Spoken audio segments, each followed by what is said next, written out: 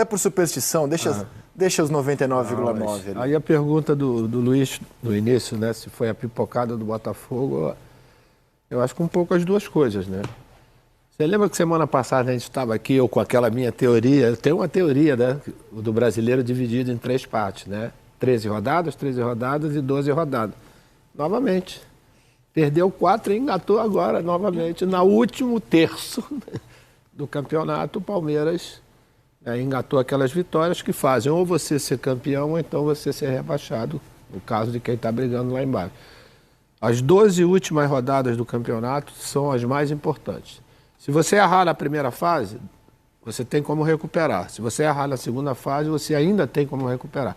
Você não pode errar na última fase, que é essa do campeonato. E acho que, novamente, esse ano dos pontos corridos, isso aí mostra exatamente que se você fizer mais ou menos o dever de casa nesse sentido, você consegue atingir o objetivo e o Palmeiras está aí. Não é de agora, né? Já tem quanto tempo aí que a gente está sempre falando do Palmeiras equilibrado. Da pipocada do Botafogo é que você pipoca contra um time que, cara, você não tem margem de erro contra o Palmeiras. Nos 4 anos de Abel Ferreira, ele está sempre nas cabeças, cara. Chegou a 4 semifinais de Libertadores, vai ganhar o 2º brasileiro dele, ganhou a Copa do Brasil, ganha estadual, ganha Supercopa. Esse time está sempre ali, pronto para beliscar.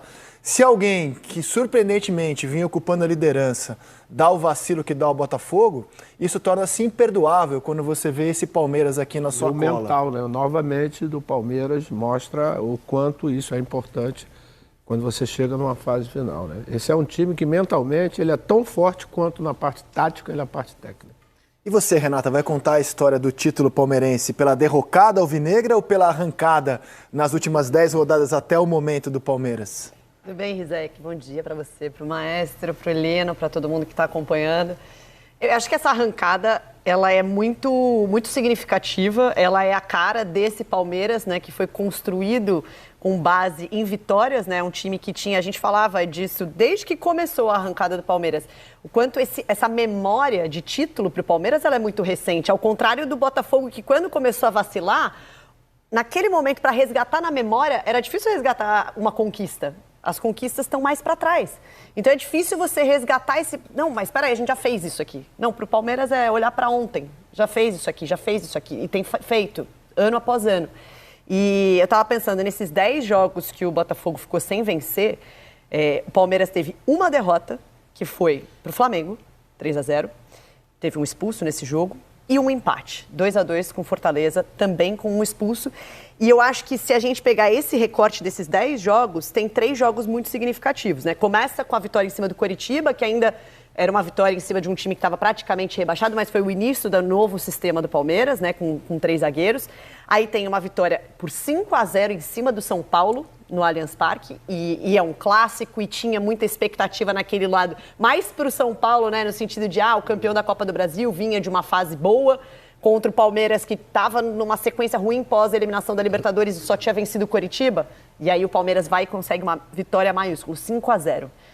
Depois, a vitória em cima do Botafogo. E hoje o Palmeiras é quase 100% por causa do saldo. Sim, então exato. O saldo é importantíssimo desse 5-0. 5-0 em cima do São Paulo, a vitória em cima do Botafogo de virada da maneira que foi, é um impulsionador dessa reação, e o 2-2 contra o Fortaleza. Porque o 2-2 contra o Fortaleza, na situação que estava com 1 a menos, perdendo o jogo, teve um expulso quando estava perdendo o jogo por 1-0, e buscar esse resultado... Sim, e esses 3 jogos, para mim, são um símbolo de como esse Palmeiras se moldou campeão no vacilo do Botafogo. Carlos Eduardo Lino, boa tarde, bem-vindo à Seleção. Tudo bem, Rizek? Boa tarde. Renata, maestro, amigos. Tem 2 goleadas em cima do América também, que pesam bastante nesse posicionamento do Palmeiras.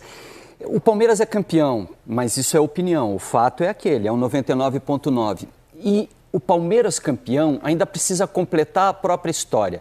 A história do Palmeiras campeão, ela pode ser contada mais tarde como o time que venceu um campeonato excepcional no saldo de gols, na penúltima rodada, com uma vitória por 1-0 sobre um Fluminense que estava com foco em Libertadores, etc. e tal, mas de um Palmeiras que vencerá o campeonato no saldo de gols. Ou não, ele pode empatar com o Cruzeiro, vencer por pontos, e isso vai ser colocado na prateleira da normalidade. Porque é um campeão normal. Eu estava até tentando achar alguma coisa excepcional na campanha do Palmeiras, para o bem ou para o mal até, né? Mas é uma campanha... a arrancada é excepcional. Não, mas é uma campanha com 9 derrotas, é uma campanha com 8 derrotas, se ele por um acaso Mas ganhar. ela tem um jogo que eu acho que vai ser falado por décadas no futebol brasileiro, que é a vitória sobre o Botafogo. Tem. Você se vê atrás do líder do campeonato, 3-0. Não, tomando um chocolate no primeiro tempo. Tomando um chocolate no primeiro tempo. De pontuação que tinha. Aquele jogo era o chave. Se não ganhasse... E buscar o 4-3, cara... Mas ainda assim será uma campanha normal, à altura de outros tantos campeões, com 8 derrotas, com uma chegada de 70 pontos, né? 70 abaixo, ou um pouquinho antes disso, tem 69 agora. Não serão números excepcionais. Rizek, seus filhos, daqui a 20 anos, se algum deles virar jornalista esportivo... Não, coitado, cara. Pensar outra coisa pra eles, vai. Meu filho nasceram no dia do jornalista. Verdade. Filho de 2 jornalistas. Eu também nasci no dia do jornalista e acabei virando jornalista. O meu também é filho de jornalistas e outro dia ele falou para mim, pai, acabou esse negócio de jornalista na família. Tá? Mas se por um acaso eles forem olhar para a história de vida deles, ainda que sejam torcedores, eles vão olhar para trás, cara, e vão ver nessa temporada a história da derrocada do Botafogo. Nada mais conta de forma grandiloquente, né, a história dessa temporada do que a derrocada do Botafogo. Ela vai ser lembrada por décadas. A gente vai contar essa história em detalhes durante muitos anos. Cada vez que a gente falar de alguma vacilada dentro da competição, a gente vai... Lembra o que aconteceu com o Botafogo naquele ano de 2023? É impossível esse ano não ser marcado pelo que aconteceu com o Botafogo. Eu tenho essa dúvida mesmo. É que acho apenas que, historicamente, a gente renega os perdedores a pé de página. Então eu fui pesquisar isso. Acho que só os gremistas se lembram que em 2008 eles abriram 11 pontos. Então, mas eles mantiveram... o início do retorno, eu acho que assim, o Botafogo ele passou muito tempo, muitos pontos à frente. Né? Mas assim, eu não considero um campeonato normal, porque assim, eu entendo que você está falando dos números, e para mim, se eu não sei o que aconteceu no campeonato e eu olho essa tabela, campeonato normal. Né? 8 derrotas, muita oscilação entre os primeiros. Só que, sabendo a história do campeonato, em que tinha um time com 13 pontos à frente e em que um outro time, em 10 jogos, assim, faz uma campanha excepcional, incluindo esse 4-3 na casa do principal adversário pelo título. Toda essa história, aí para mim, assim, a história é excepcional também do Palmeiras. Mas o lado do Botafogo, sabe que eu fico resgatando até uma memória mais recente. Eu acho que tem o caso do Grêmio, só que eu acho que o Grêmio não ficou tanto tempo à frente no segundo.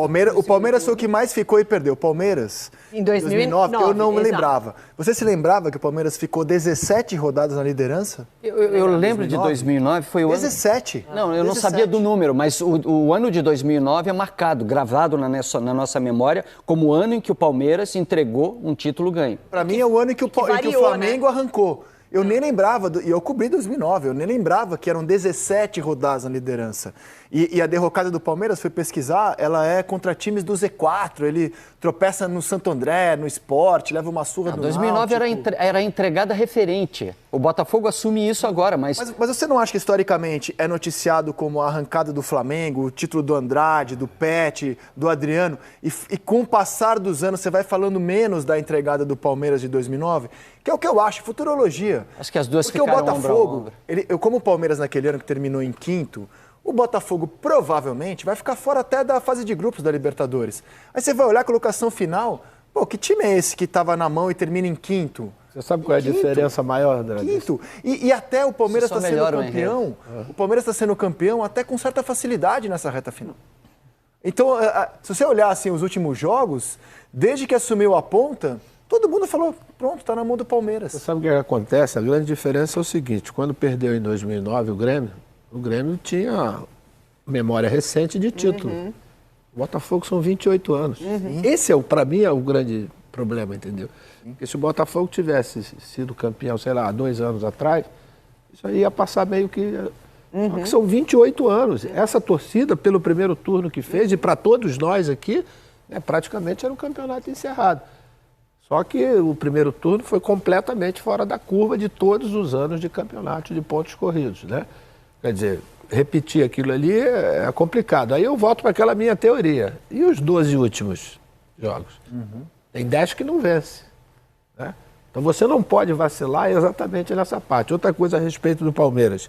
O Abel talvez tenha, nesse título desse ano, uma importância maior. Porque ele foi arrumando o time, perdeu o Gabriel Menino, perdeu Perdeu o Dudu. Então, aí o que é que acontece? Você termina com um time completamente diferente que a gente não ia imaginar, né, que pudesse esse time sendo... Marcos Rocha, terceiro zagueiro. Não, o Rios, no meio-campo, quer dizer, jogando com 3 zagueiros, trouxe o Luan novamente, que está jogando pra caramba. Quer dizer, eu acho que o dedo do Abel nesse título agora, ele tem que ser ressaltado. Concordo muito, entendeu? Concordo muito. Porque uma coisa é quando você tem Gabriel Menino em plena forma, Dudu em plena forma, todo mundo em plena forma. Aí os caras resolvem por você. Quando ele teve que ajustar esse time, ele conseguiu ajustar no momento mais importante. E tem um outro ponto que talvez daqui a 20 anos a gente fale muito mais do Palmeiras que do Botafogo. Se o Endrick virar o que a gente acha que ele vai virar, 2023 será o ano da afirmação do Endrick. O brasileiro do Endrick. O brasileiro do Endrick, né? Inclusive a gente preparou um material para contar a história dessa arrancada do Palmeiras, né? Desses 10